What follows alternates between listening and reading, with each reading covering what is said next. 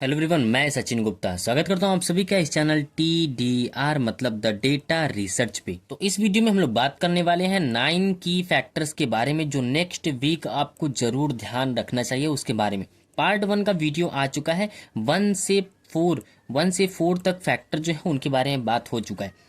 अगर आप उस वीडियो को देखे नहीं है तो यहाँ पे आई बटन में उसका लिंक मिल जाएगा, उसको चेकआउट कर सकते हैं, या फिर डिस्क्रिप्शन में उसका लिंक मिल जाएगा, आप उसको देख सकते हैं। इस वीडियो में हम लोग बात करने वाले हैं पार्ट 2 के बारे में, यानी 5 से लेके 9 की फैक्टर्स के बारे में जो इस वीक मार्केट को इफेक्ट करने वाला है उसके बारे में बात करने वाले हैं। तो चलिए वीडियो को शुरू करते हैं नंबर 5 से।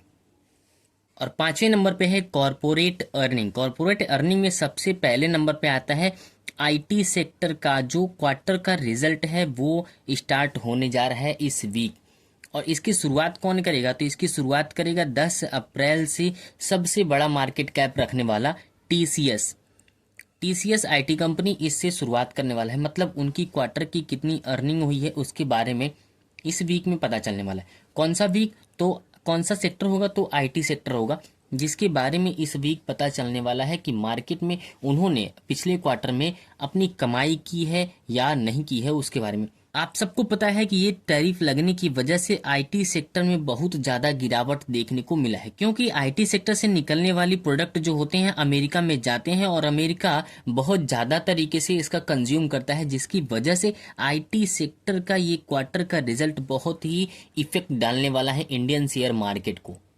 एक्सपर्ट लोगों का मानना है कि आईटी सेक्टर के जो क्वार्टर के रिजल्ट आने वाले हैं वो नरम रह सकते हैं, मतलब ये कहिए कि बहुत ज़्यादा हाई फाई तरीके से आएगा तो ऐसा कुछ नहीं होने वाला है, बल्कि नरम तरीके से आने वाला है। एक्सपर्ट लोगों का मानना है कि आईटी सेक्टर में गिरावट देखने को मिलेगा। क्यों? क्योंकि इन्फ्लेशन, लोग कहते हैं कि इन्फ्लेशन आने वाला है, जिसकी वजह से आईटी सेक्टर के जो प्रोडक्ट हैं वो कम खरीदे गए हैं। इसी वजह से ये क्वार्टर रिजल्ट जो आने वाला है वो थोड़े नरम तरीके से आ सकते हैं, बहुत हाई फाई तरीके से नहीं आएगा। ये था नंबर 5 की फैक्टर नंबर 5 जो इस वीक होने वाला है। और ये वीक स्टार्ट कब से, ये मतलब जो कब से स्टार्ट होगा कॉर्पोरेट अर्निंग के बारे में, कब से डेटा आना शुरू होगा? तो 10 अप्रैल से आना शुरू होगा। और कौन से सेक्टर का? आईटी सेक्टर का डेटा आना शुरू होगा। और अगला नंबर आता है एफआई फ्लो और ऑयल प्राइस की। एफआई फ्लो की बात कर लें तो पिछली वीक, जो वीक बीता है उस वीक में एफआई ने कुल 13,730 करोड़ रुपए का कुल सेलिंग किया है। नेट सेलिंग इतनी करोड़ रुपए का उनके द्वारा किया गया है। जबकि डीआई ने बाइंग किया है, कितने रुपए का बाइंग किया है? तो 5,633 करोड़ रुपए का कुल इनके द्वारा बाइंग देखा गया है। ये भी डेटा बहुत इंपॉर्टेंट हो जाता है एफआई और डीआई का। पिछले कुछ सप्ताह में एफआई ने इंडियन शेयर मार्केट बाइंग करना शुरू किया था, लेकिन 28 मार्च के बाद इंडियन शेयर मार्केट से एफआई लोगों ने पैसा निकालना फिर से शुरू कर दिया था, जिसकी वजह से टोटल 13,730 करोड़ रुपए का कुल सेलिंग देखा गया था इनके द्वारा, एफआई द्वारा। इसके साथ ही साथ ऑयल प्राइस भी बहुत ही इम्पोर्टेंट रोल प्ले करने वाला है इस वीक, क्योंकि ऑयल प्राइस की बात कर लें तो ये 16 अगस्त 2021 से अपने निचले स्तर पर पहुंच चुका है। मतलब 16 अगस्त 2021 के बाद सबसे ज़्यादा मार्केट कहीं गिरा है, ऑयल प्राइस, तेल का दाम कहीं पे गिरा है तो वो अब गिर रहा है, इस वक्त गिर रहा है। क्यों गिर रहा है? तो सिर्फ और सिर्फ अमेरिका द्वारा टैरिफ लगाए जाने की वजह से ये मार्केट जो है, यानी ऑयल की प्राइस भी गिर रहे हैं। ये छठा नंबर था एफआई फ्लो और ऑयल प्राइस। चलिए अब 7वें नंबर की बात कर लेते हैं जो इस वीक इम्पोर्टेंट होने वाला है।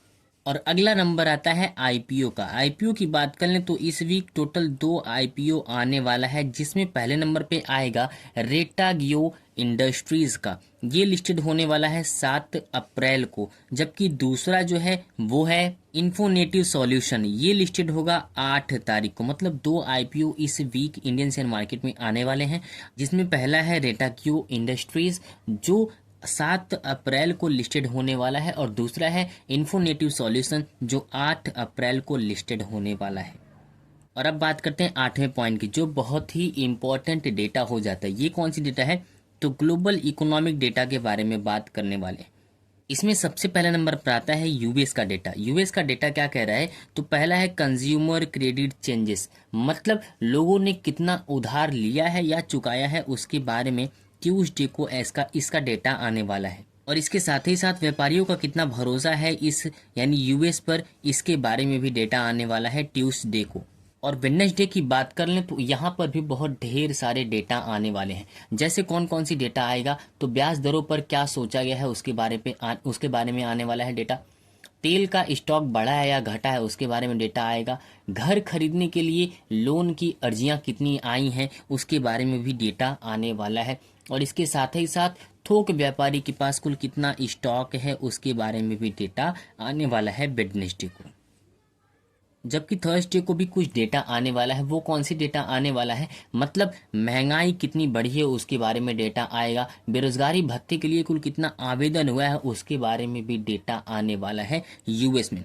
सिर्फ यूएस की बात अभी कर रहे हैं, यहाँ पे यूरो एशिया, जापान और चाइना भी बचा हुआ है। और फ्राइडे को आएगा पीपीआई, मार्च के पीपीआई के बारे में, यानी महंगाई का संकेत जो देता है निर्माण में कितनी लागत हुई उसके बारे में। ये फ्राइडे को इंडियन शेयर मार्केट के हिसाब से ये लास्ट डे होगा वीक का, उस दिन ये रिपोर्ट आने वाला है। तो ये यूएस की तरफ से इतने ढेर सारे रिपोर्ट आने वाले हैं, इतने ढेर सारे डेटा आने वाले, जिसकी वजह से न सिर्फ इंडियन मार्केट बल्कि ग्लोबल मार्केट भी इफेक्ट कर सकता है। और इसके साथ ही साथ यूरो एरिया और जापान की भी कुछ डेटा आने वाले हैं, लेकिन ये बहुत ज़्यादा इंपॉर्टेंट रोल प्ले नहीं करने वाला इंडियन शेयर मार्केट के लिए। जबकि चाइना का डेटा इंडियन शेयर मार्केट के लिए बहुत ही इंपॉर्टेंट रोल प्ले कर सकता है। तो इसके बारे में भी चलिए हम लोग जानकारी ले लेते हैं। तो सबसे पहले नंबर पर आएगा विदेशी मुद्रा भंडारण कितना है, यानी फॉरेक्स एक्सचेंज रिजर्व कितना था मार्च में, उसके बारे में डेटा आएगा चाइना का मंडे के दिन। और थर्सडे को कौन सा डेटा आएगा, तो इन्फ्लेशन के बारे में डेटा आने वाला है और पीपीआई के बारे में भी उनका डेटा आने वाला है। ये दिन थोड़े से इंपॉर्टेंट रह सकते हैं इंडियन शेयर मार्केट के लिए। और फ्राइडे यानी इंडियन शेयर मार्केट के हिसाब से लास्ट दिन क्या क्या आएगा, तो कितनी कुल बिक्री हुई है गाड़ियों की उसके बारे में डेटा आएगा, और कितना लोन दिया गया है उसके बारे में डेटा आएगा, और इसके साथ ही साथ लोन बढ़ा है या नहीं उसके बारे में भी डेटा आएगा। तो ये फ्राइडे के दिन और यहाँ पे थर्सडे के दिन ये दोनों डेटा इंपॉर्टेंट रोल प्ले करने वाले हैं इंडियन शेयर मार्केट के लिए। और इसके साथ ही साथ सैटरडे को भी एक डेटा आएगा और वो आएगा बैलेंस ऑफ ट्रेड। ट्रेड मतलब आयात निर्यात में क्या फ़र्क है, वहाँ पर भी उसके बारे में डेटा आने वाला है। आठवें नंबर की बात किया हमने ग्लोबल इकोनॉमिक डेटा। कौन कौन से ऐसे ग्लोबल इकोनॉमिक डेटा हैं जो इंडियन शेयर मार्केट को आने वाले समय में इफेक्ट कर सकते हैं। तो ये वीक ये हरकतें होने वाली हैं पूरी दुनिया में। तो चलिए अब नाइन्थ और आखिरी पॉइंट के बारे में हम लोग बात कर लेते हैं। और नौवां इम्पॉर्टेंट हो जाता है उन लोगों के लिए जो इस स्टॉक में होल्ड करते हैं, उनके लिए थोड़ा सा इम्पॉर्टेंट हो जाएगा। नाइन्थ में क्या लिखा हुआ है, corporate action. Indian share market में कौन कौन सी ऐसी कंपनियां हैं जो डिविडेंड प्रोवाइड कर सकता है या फिर स्प्लिट कर सकता है, वो सब के बारे में हम लोग जानकारी लेने वाले हैं। तो पहले नंबर पर आता है एबीबी इंडिया लिमिटेड, जो डिविडेंड देगा कितने रुपए का, 33 रुपए का डिविडेंड देने वाला है। रिकॉर्ड डेट की बात की गई है 3 मई 2025 को। केएसबी लिमिटेड फाइनल डिविडेंड देने वाला है 4 रुपए का। रिकॉर्ड डेट 2 मई है record date. Pervasive commodities limited को स्प्लिट देने वाला है 10:1 की रेशियो में स्प्लिट देने वाला है। फेस वैल्यू 10 का है, उसको 1 का बना देगा, तो ये स्प्लिट देने वाला है। एक्स डेट की बात करें तो 7 अप्रैल इसका एक्स डेट रहने वाला है, और रिकॉर्ड डेट भी 7 अप्रैल ही होने वाला है।